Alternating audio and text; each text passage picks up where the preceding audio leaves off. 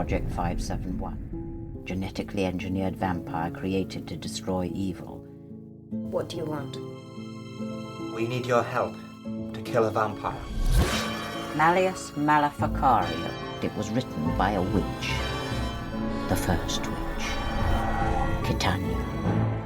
That was a little snippet from The Witch's Hammer, the first film I ever solo directed, and it's just been remastered and re-released on Amazon. So if you like witches and vampires, then please do check it out. Anyway, let's get on with this week's episode. Hi, Jim here, and you're listening to the Honest Filmmaker podcast. This week I'm speaking to screenwriter and mentor Andrea Mann. Hi Andrea, how are we doing? Hi, I'm good, thanks Jim. How are you? Good. Thank you for joining me. Thanks for having me. Screenwriting is probably one of the bits I really struggle with when it comes to make a film, staring at that blank page. So I'm looking forward to chatting to somebody who knows the ins and outs of it all. But first of all, tell me a little bit about how long you've been doing this and where this started for you. Oh yeah, that's a good question. How long I've been doing this? I guess, oh gosh, maybe it's about 10 years or something, potentially, I guess, in terms of me really sort of starting to do it properly. And it started really, well, I'll start at the very beginning. Yeah. As you said so wisely. I grew up in the West Midlands, and my parents were both teachers. I went to the local comp. I did languages at university. So I've never studied film. Mm.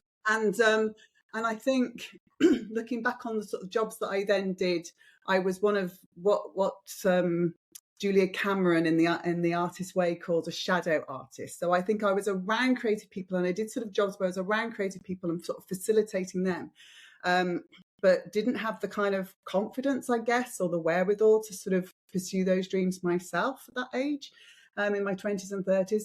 And sorry, I've got a bit of a cough at the moment. That's all right. So, and actually one of my first jobs after university, what I did was sort of in my 20s for a while, was being a cinema manager. Right. So I actually put on other people's films because I just absolutely loved film. And in fact, even though I'd studied languages, I was kind of like, right, done with that. Let's do something that I'm actually really interested in now. And I knew I wanted to work in the arts. So if you sort of then fast forward a bit, I guess, I actually got into screenwriting. Well, I first had the idea of screenwriting when I was working in a cinema, in my mid-20s. And I remember us putting on some film. It was a really nice indie cinema. I love working there, but we put on some film, which shall remain nameless. But I remember thinking, I could do better than that. And of course, and then I bought Sid Field's book and then realised I couldn't really do better than that. And I didn't really know what I was doing, and I didn't know what I wanted to say or anything. So I kind of then just parked that, I guess, or gave up on that dream until many, many years later. And that then happened. I actually got into this, I guess, through writing topical comedy. So I was a freelance writer on websites, and I worked on news websites for AOL and stuff. I used to do their homepage and their newsletters and stuff. So it wasn't very creative, but I was around the news a lot. And I sort of found out, and it was around the time that Twitter was sort of the golden age of Twitter, I guess. And I think sort of a few people said that I was funny on Twitter, and I started finding out about sort of open door submissions places, and I started basically writing topical jokes. So I wrote jokes and sketches and parody songs, and I used to submit them to shows like News Review at the Canal Cafe Theatre in London, which has an open door policy, and also at the time there was Radio 4 Extras Newsjack, yeah, that's what it was called. So, and I was submitting to that. So they sort of gave me my first credits, I guess, because I would sort of bombard them with stuff every week. And I did a week on the news quiz, for example. I did an episode of Never Mind the Buzzcocks. And I think if you write comedy, though, everyone thinks you must want to write sitcoms. Right. And that's sort of the natural next step. Yeah. And I really didn't want to. I think partly because I was just thought it was going to be way too difficult, because it'd be really properly funny to write a sitcom. You have to have joke after joke after joke. And I guess I thought I wasn't really up to it. but also really going back to the cinema side of things, film was my big love. That was really, you know, I'd always loved it as, you know, as a teenager. I used to go on my own like some weirdo, you know, and watch movies on my own. And I just love being in a cinema. I love film. So I thought, right, maybe I should actually have a go at doing this again. And I essentially kind of taught myself, I suppose, through books, through reading screenplays, going to the London Screenwriters Festival, did a short course at City Lit. And I wrote a terrible first feature film script, which will never see the light of day. And then I wrote a second script, and that got optioned. And that's what then sort of launched me. Right. Yeah. Wow. Yeah, So yeah, I guess the difference between me and you then is that first terrible screenplay I actually made. So I spent 2 years making the bloody thing, and then did another one that was bad. But then finally, obviously, yeah, learned more about writing. So as someone who's not started out and gone, I want to be a screenwriter, and gone straight into kind of education on that side, what are some of the really important first lessons do you think you learned about screenwriting? The kind of like base cement stuff that sort of help you can build on.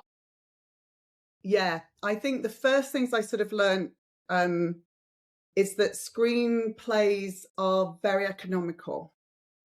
And I remember I would sort of go and sort of obviously download screenplays and read them and stuff. And I remember reading, I can't remember actually what screenplay it was, but I remember being absolutely staggered by how short the scenes were in it. And I think when I wrote even the first iteration of my second script, which is the one that kind of launched me and got options and everything, so that worked out okay. But I think in that first iteration, I kind of chucked the kitchen sink at it. And I think I wanted to sort of say so much, and I wanted to involve all these things. And actually, screenplays, you know, in terms of plot and dialogue and all that kind of thing, you don't need as much as you probably think you need. This is still a mistake I made. I kind of overwrite, as it were. I still probably put in way too much in a dialogue scene, when actually I could just take out that and take out that, and you could just have one line of dialogue and it says everything you need to say. So I think less is more. And I can't remember who it was. It might be Tony Gilroy, some screenwriter, who said that I think film screenplays especially are simple stories about complex emotions. And I think it's you don't have to have all this plot and that plot and these characters and that character. You actually just need to tell probably quite a simple story. But imbue that with richness and, you know, and honesty and all those sort of things. And I think the other thing that I learned, say, especially from my very first one that I wrote, is you have to have a kind of strong sort of through line of a plot and momentum. And that's the other way in which I guess screenplays are economical, good screenplays are, that everything has cause and effect and everything leads to everything else. You know, you don't want it to be sort of too meandering, and then we go over here for a bit and then we go over there for a bit, sort of thing, especially with films, I guess. And I know more about film than TV writing. I think TV writing gives you more space to follow this and then follow that and that kind of thing. But in generally speaking, you want absolutely everything to connect. You want everything to lead to everything else. And that gives you that kind of momentum and pace that you want in a screenplay. And you want everything to kind of, connect and be related in some way. You know, you want to set something up here and pay it off over there, you know, and you can also leave your audience to sort of make those connections as well. It's like you're sort of planting this stuff, and we as human beings who understand storytelling innately, I think, you know, we do make these connections. It's like that great Billy Wilder quote, give the audience 2 + 2 and let them add it up to 4 and they'll love you forever, you know. So I think that's the in terms of the craft of it, I think those are the biggest lessons I've had to learn. Yeah, I agree with that totally. And I think what I've noticed when you read a screenplay, a first screenplay, or from somebody who's not written one before, it's got very dense scene descriptions, because they're trying to show you the whole film that's in their head, rather than you know, a good screenplays I've read, and you can. The great thing is you can download all those ones that are nominated for Oscars. You can read the sort of cream of the crop. Is they are very succinct, but they still make you. They still got a vibe to them. They still sort of make you feel a certain way. And the other thing I notice is how much of a voice the writer has. So you've got, obviously your characters have a voice. They've got their individuals within your plot, but even within those scene descriptions, it's lovely when you read a script and that person describing that situation has got their own voice and their own perspective. So script optioned. So describe, how did that happen? How did you get a script optioned? Yeah, good question. So it's completely spec. It wasn't based on anything. It was all just characters from my head, sort of romantic comedy drama, basically. There's sort of a long story, a short story, I guess. So it got optioned because I had an agent. That's a whole other kind of story as well. How I got an agent, because I kind of got, and I was very lucky to get her, basically, because I hadn't really written anything properly and stuff. She had taken me on. So we decided to sort of send it out in the world, because of course it was my first rodeo. I didn't really know what happens next, you know. I was like, is it like, you know, in Hollywood and stuff, do like people send out scripts to like tons of people and then you just wait, or do you send it to people at time and stuff? And she was like, well, we'll send it to a few people. We'll just start off with a few people. And this is, I guess, this is very, first what I'm about to tell you is a very niche story in some ways, but I do think there are wider lessons that we can learn from it in terms of, I hope that we're helpful for other writers, because I found the producer who optioned it and has completely and utterly championed it ever since, and just been fantastic. Not through any connections with, you know, the film industry or anything, and not through my agent actually, but through me, to do with the subject matter of the film. So, you know, if you're writing a film about baseball, you might want to find out who's interested in baseball, or, you know, if you're writing a film about whatever it is that your film is about, if there is a kind of subject to it, then that's weirdly how I found this producer, because the film is partly set in Lisbon and is about fado music, which is this, you know, fantastic music from Portugal. And so it's a bit of a kind of Shirley Valentine story that I'd written. And because it was about fado, I, you know, obviously was doing lots of research into fado, and I went to, you know, any event that was going on in London that was related to fado, which wasn't very many, but I would go to it. You know, if a fado singer had come over from Portugal to sing, like Marisa or you know, other singers, I would go and see them. Anna Moura, you know, I would go to these concerts, you know, and because I would always get something for my film as well from it, you know, as well as obviously a deeper understanding of this music. And sorry, this is such a long story. You feel free to cut this down so it makes sense. I went to an event. So I went to an event, and then I was in touch with a woman. It was kind of a fado-related event in London. I went to this event. I wrote to the person who put on the event, made a point of introducing myself to them that night and stuff. And I wrote to her afterwards going, you know, I'd really enjoyed it or whatever. And she said, oh, would you mind going on Facebook and leaving a review for us? Because we want to, you know, maybe tour this and get some funding. And I was like, yeah, absolutely. So I went onto the Facebook page of this event. And there were obviously all these comments and reviews from people, but they were all in Portuguese, really, because it was mainly been the Portuguese people who had been there. And there was one person who had left a review in English. And I Googled him, and he was a Golden Globe winning film producer. Oh, lovely. Completely kind of randomly, obviously. But there was clearly some connection there.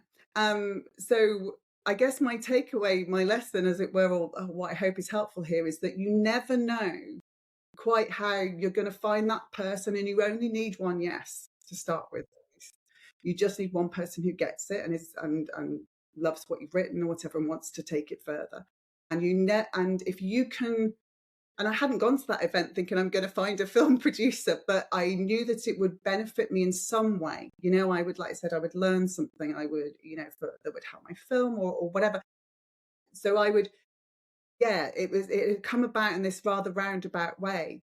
But I think if you try, sorry, I'm going to be full of quotes. Is it Paul Newman who said, "The harder I work, the luckier I get"? You know, the more you put various opportunities out there, I guess, in order for them something to come back to you, then maybe, you know, that's one of the lessons. And the other lesson is that script was in no way ready to go to that producer at that point, but I just parked it. I just kept, I was like, okay. So I was still, I think at that point, maybe in back and forth with my agent on the script. So it wasn't ready to go out in the world for a long time after that, actually. But we had his name, you know, and so he was one of those first people that we sent the script out to. Turns out my agent did actually I don't know, maybe represented somebody who had worked on a film with him, so we could, you know, go, hello, you know, it wasn't completely random. But I think even if it had been pretty random, then his ears would still have pricked up, I hope, because it was like this kind of music that he completely understood. And I met him for a coffee. So he really liked the script. And when we met for a coffee, it was just before he left London to go and live in Lisbon.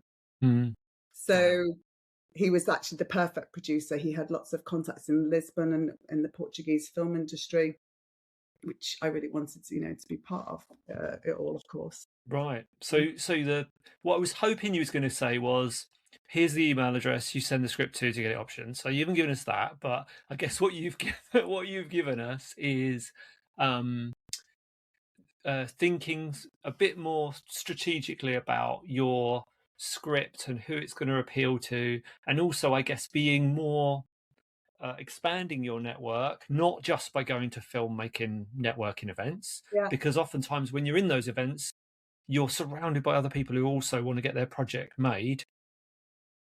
So you've got to widen that pool, and I guess by widening that pool and going outside of that, you're more likely to come into contact with people who could potentially help you. And even if it wasn't a producer, you might have met somebody else there who knew someone who was XYZ. So yeah, that makes sense to me. Okay. So what about, we talked about the sort of cement bottom line things that you've learned about screenwriting. Give me some tips for writing good characters. I think when it comes to writing good characters, I really like, and I think audiences like, actually, someone who's kind of at war with themselves in some way. I'm not very good at writing out and out baddies, I think, and antagonists. And I think it's partly because I'm drawn to the idea that we are our own worst enemy. And I think, you know, I think there's something about getting in our own way, which, you know, I was doing actually for years before I then sort of pursued my creative dreams, right? I had to kind of get out of my own way in the ways in which I was stopping myself. And I'm always really drawn to watching, I think, and writing characters who are getting in their way in some way, or at war with themselves in some way. You know, they're not living the life that they could be living in order to be happy and fulfilled. And you, as the writer, are going to take them on to that change. This is what drives me, and I guess what I tend to do in my films. And that's a very classic kind of film story, right? Your character arc is going to be, you're going to take someone from here to there. And I'll often actually start with the end point. I'll start with this idea of that's the ending and that's where they are. And then you want to reverse engineer almost, because you're going, okay, well, who's the most interesting person to start with, you know, who's going to end up here? And I think, you know, my favorite film, for example, is The Apartment by Billy Wilder. And, you know, your two main characters in that, C.C. Baxter, played by Jack Lemmon, and Frank Kubelik, played by Shirley MacLaine, are classic examples of characters who are getting in their own way in terms of not getting this happy ending that they deserve. You know, she is she's the other woman. She's the mistress of a married man who will never leave his wife. and her happy ending is Jack Lemmon, you know, that's what she should be going for. And then he is allowing himself to be sort of abused and used by higher ups in the business because he wants to get ahead. And actually he has to become a mensch, as they say in the film, and you know, and stand up for himself in order to then have his true need and want fulfilled. I mean, it's very clear he wants to be with Frank Kubelik, but he needs to get out of his own way and change in some way in order to get that happy ending. So I think that, yeah, the classic kind of thing that a characters want and need is different. They might want this thing, but actually they need that. And they also need to learn something in order to get that. Mm. So I think, and as I say, I'm not, it's not to say that you don't also obviously have external obstacles and external antagonists and everything. And in fact, when it comes to antagonists, I like this idea of, I think Aaron Sorkin said your antagonist always has to have a point. I think that's a really great way of thinking about a compelling antagonist as well, you know, not just some one-dimensional baddie. And I think when it comes to characters behaving badly, whether that's your main character or your antagonist, I think it's really important to have empathy or to be able to empathize. So you might not agree with how someone's behaving, but you understand where it comes from. And you know, Marty Supreme, for example, is maybe a really good example of that. You know, I know that Marty Supreme, like lots of people, have just kind of dismissed that character, as it were, and just gone, he's so awful. And it's quite interesting because I was completely primed to not like Marty Supreme because I'm pretty bad at liking things where they're really dislikable characters. You know, I tend to not be drawn to that at all, actually. But I completely got why Marty was the way he was. You know, you can't divorce the character of Marty Supreme from the fact that he is a young, poor, Jewish, you know, post-war immigrant, you know, with all the horrors of the Second World War and everything that's brought, you know, the survival instinct that is in Marty that leads him to behave the way he behaves to get money to survive. And so I thought he was utterly compelling. And even when he was behaving badly, I had empathy. There was a richness to his character, you know. So I think those are like the chief things for me, I think, when it comes to great characters. And finally, actually, I think it's always interesting to think of characters in relation with each other. So it's actually relationships that are going on screen between all these different people that can also make characters particularly compelling. How are they in relation to other people? And those dynamics that you then see being played out make characters compelling.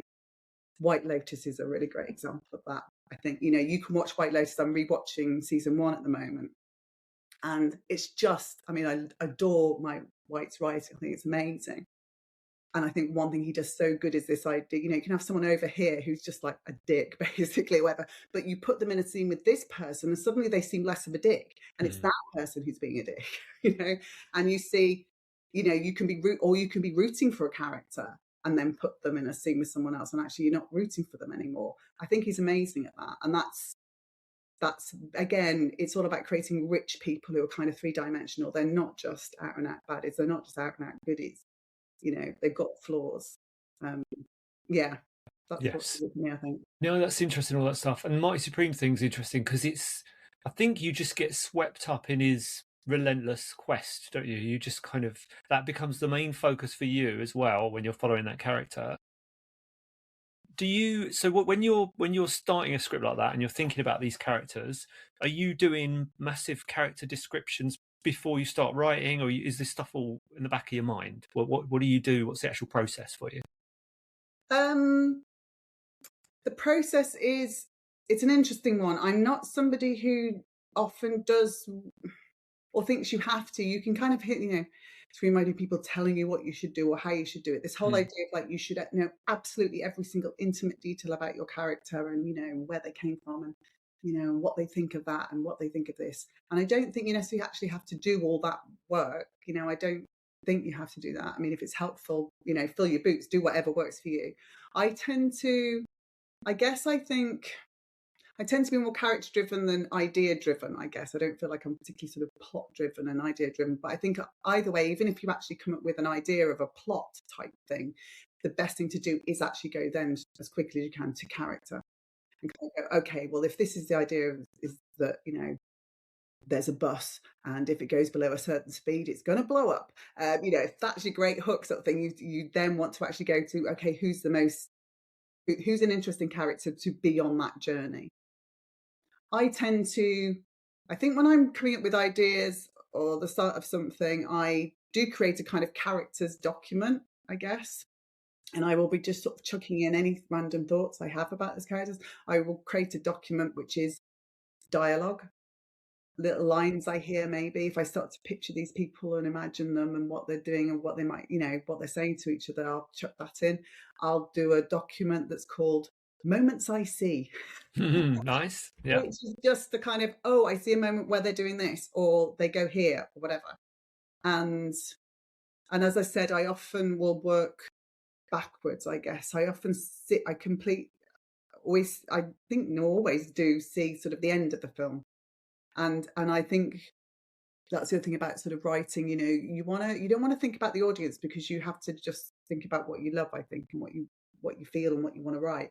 But I think in terms of the idea of a feeling that you want to create, you know, you might not articulate it in that way, but I think it's helpful to go, oh, this is the ending. Okay, I tend to always write things, for example, that are uplifting at the end and they're going to leave you feeling good, right? And I hope I take you on a journey where you laugh and you cry, and at the end, but the end is always uplifting. I think, you know, I believe people are good, essentially. I believe the universe is benevolent, essentially, and my films and point of view will always tend to reflect that. So I'll often have this idea of like the ending is this, and then everyone's going to walk out the cinema feeling like this, you know, or it's like this film, or it's like that film, and then I work backwards and kind of go, okay, so this is where I want this character to end. So therefore, I need to take them on the following journey. Sort of thing. It often starts that way around. Yeah, and I guess the way I would do it, because I thought you were going to say, "Oh, I don't prescribe to that. I just write it," but you do make notes, and I think it is a good thing to do because even if you might forget something, an idea you've had or something really cool that you want to put into it. So I've got a book that I just throw stuff in, but I guess I'm like you. I don't do paragraph after paragraph about a character. I'll more sort of plop things in that I must remember later on. Yeah. So you're talking there about not necessarily thinking about about the audience. Have you written anything, or have you ever been in a situation where you have written something that's designed to be something? Do you know what I mean? Whether that be something that's going to sell or something that somebody's in particular asked for this exact thing. Yes, I guess, but I guess the ideal is that it's the commerce and art stuff, I guess, and where it means. I mean, I think I'm very lucky in a way because I think genuinely my taste is pretty commercial. So this is completely genuine. But this is true for any writer. My advice for any writer is to write what you love, right? And what you love might be something that is pretty niche, or what you write, it might be something that is very commercial, you know, but I think it's just leaning into what you really love. And so I've never, even when I've been a writer for hire, so that's it. Yeah. So I have been absolutely hired to write. So I've been hired to say, write there was a director producer in America who had the rights to a true British story, and he wanted to find a British writer to write that screenplay. So I've written that, for example. And, you know, I've written a couple of indie features now with a fantastic production company. And that's, you know, me and them sort of working out the story together a little bit, you know, and having some collaborative sort of back and forth on the creation of that story in the world and the story we're going to tell. And the starting point, again, actually, is often what kind of films do we like in that space? And I would do this anyway. When I got hired to write that one, I said that was based on a true story. That was like a sports movie, essentially. It's it's a classic kind of British underdog film sort of thing, but related to a sport. And I was just going off and watching loads of sports movies, you know, or one of the other ones I've written with that production company that I've written for them is a road movie. And so we kind of all went off and watched road movies and kind of said, oh, actually, we want something like this, we want something like that. And I think there's nothing wrong with that. We're all inspired, right? And I think you can watch something and be inspired and kind of go, well, I don't want to do that, for example. And I think that's really valid. So I think, yeah, sorry, remind me of No, I guess it was. I guess where I was coming from was I'm thinking of the first-time filmmaker who is trying to make a movie, but they're also conscious that if they don't make something that's going to sell, they might not get to make another one. So I was just interested in how that line works for you. But I guess it's fortunate that you're interested in stuff that's mainstream, and obviously the people you're working with kind of want the thing that you produce. So I guess that's the key thing. It doesn't matter whether what I want, what a writer, whether you have mainstream or commercial taste or not. It's about finding your people. So that's the thing. And I think you know, you can, you know, because you're going to spend a lot of time together and stuff, and you want, and when you've written a script, say for somebody, and you've, you know, and it's off, they're the ones taking it out in the world and trying to get the money and the cast and the crew and all that kind of thing. So I think my advice is that you absolutely should always write what you love, and you should lean into what you love and what your tastes are, and don't write what you think you should be writing, because I think, well, it's not much fun apart from anything else. It's not. So you've never just gone, oh, I could just bang this out, send it out, like sort of formulaic thing, and I might get a bit of money for it. That's never been an option for you. No, because what's the fun in that? Yeah. I mean, seriously, I think we need to really enjoy the process, like why we're doing it, because exactly, it might never get made. Someone may never shoot, you know, or whatever. This is an absolute reality of the business. You know, you can be a writer for hire and you can be a working screenwriter, and it can still be incredibly difficult, as we know, to get films over the line, whether they're small or big. And I think so you have to, but apart from anything else, it's not even just about making that. It means it will make it enjoyable for you. Although that is said, I still think you have to love it for its own sake. I think it is where the gold is. You might think it's over here in this thing, but actually the gold is in you. We're really naff about this, but this is going to be on a t-shirt. Go on. Andrea Mann. The gold is in you. Get them on your website. Buy them now. No, I like it. Carry on. Sorry. The Honest Filmmaker. It is. That's the sort of magic, and it's bringing you to whatever it is that you want to write, whatever it is that floats your boat, the genre that you love, whatever it is. It's that stuff that's really, that is the gold. And then in terms, because if you write for yourself rather than this like one eye on the market or the industry, you know, you are going to create something that's authentic and has come from the heart, and I'm not saying you also, when you combine that with craft, right? So when you combine that stuff, that's not enough on its own, as it were. But then craft and skill isn't enough on its own. If you've not got anything to say, or you're wearing a different hat that's not really authentically you, if you can combine these two things and get that out in the world, that's what resonates with people. And then it's a question of finding the people that it resonates with. And, you know, we all get rejections, we all get passes on our scripts. This is all completely normal. And it doesn't mean that there's anything necessarily wrong with your script or bad about it or anything, or it's not good enough. It's just finding the right person. I mean, I've written, my other spec that I've written is an 80s jukebox musical. Now, for some people, that was an absolute idea of hell. For me, it was a massive labour of love and a real challenge that I set myself as well, you know, but it found a home. there's a couple of producers that picked it up for shopping agreements and just love it, and get it. And you just need, if you write, by definition, I think, again, if you lean into who you are and what you like and what you love, you will find your people. But, it will be a good connection because they genuinely get it too. And as you will know, so much of this stuff in the business, whether you're a director, I guess, or a writer or a producer, is will, right? It's having the will, to keep going with something, to keep wanting to raise the money to make it, to keep putting it out there in the world, to, you've just got to keep going and keep going and keep going.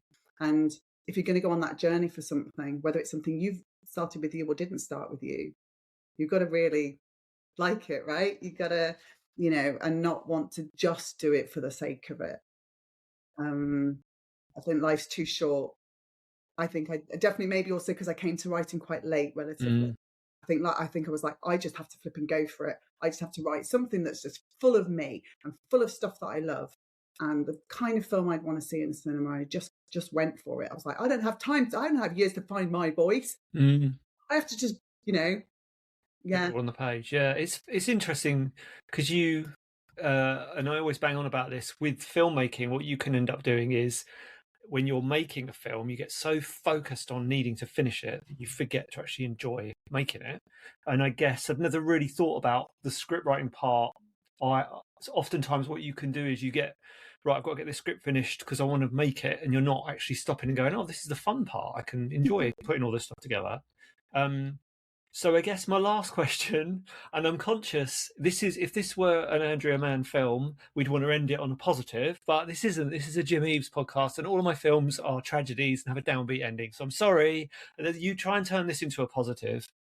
Talk to me about where are you? Where do you stand with AI? And have you noticed anything? Have you noticed any changes already with that? Do you use it at all? Give me the kind of, what's your view on it all? I am utterly opposed to it as a writer, and wow, no, I don't use it.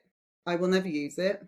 I don't encourage other people to use it. I resent the implication or the forcing it on creatives. I'll concentrate on the screenwriting side of things because I can't speak for whether it's useful to people as a director or useful, in medicine or anything. So I'm just going to stick to this. Before we get into stealing artists' work and not paying them for it, to the environmental damage, to the fact that the people running these companies are also the people, say, bankrolling Donald Trump in the United States and fascism. So all that one side. Put that to a side, yeah. Which is also why I don't care whether it's any good or not because of all this other stuff. Do you know what I mean? That's for me. I don't care how good it's getting, and I'm not going to dismiss how good it is, if you know what I mean, in the sense of it, how great a screenplay it can produce or greater special effects it can produce for somebody. I don't doubt that for a second, or it's going to get better and all of that kind of thing, that stuff. But all these other negative reasons why I would just I don't want to be part of that. I don't want to and contribute to that. All that aside, in terms of being a writer and writing, and my advice for the writers, it maybe goes back to what I was just saying about the process and enjoying the process. Writing, AI is completely outcome driven, not process driven, right? So AI, you put in a prompt, give me a picture of a dog in a top hat, boom, there it is, right? And it's kind of funny for a few seconds, and then it's like, because the process is the way, the process is the whole point of it all, as far as I'm concerned. The process of creating anything, but I'll talk about writing, but the process of writing is where the joy is, it's where the fulfillment is, it's where the meaning is, it's where the frustrations are and the problem solving are, and it's through solving those problems and getting better at it that you grow as a writer, as a creative, you grow as a person because you get over yourself. That stuff about getting in your own way, you learn. When I started writing, one big thing I had to unpick in myself was that I'd always quit while I was ahead. Always, in life, in jobs, in relationships, because I was really scared to sort of push on through something that was difficult. Learning to do that transformed my life, and it transformed my writing, it transformed my career, because I learnt that if I kept going through this thing and learnt to problem solve and learnt to overcome challenges and obstacles, I could do it. I could do it, you know? And that musical, for example, is a great example of that. It's the thing I'm most proud of having written, because it was the most difficult thing to write. The satisfaction you get at the top of the mountain, right? You could have been parachuted in. AI could have parachuted you in at the top of the mountain and go, wow, what an amazing view. But the point is that you flipping did it. You went from the bottom of the mountain. You went from this bit where you had no idea what to do with this script, where you had no idea how to solve this particular problem in it. And if you stick with the process and you stick with yourself, and you can get there. And that's incredible. And it makes you a better writer. It means, like, as I say, that means that's how you literally learn a craft, right? And how you learn a skill.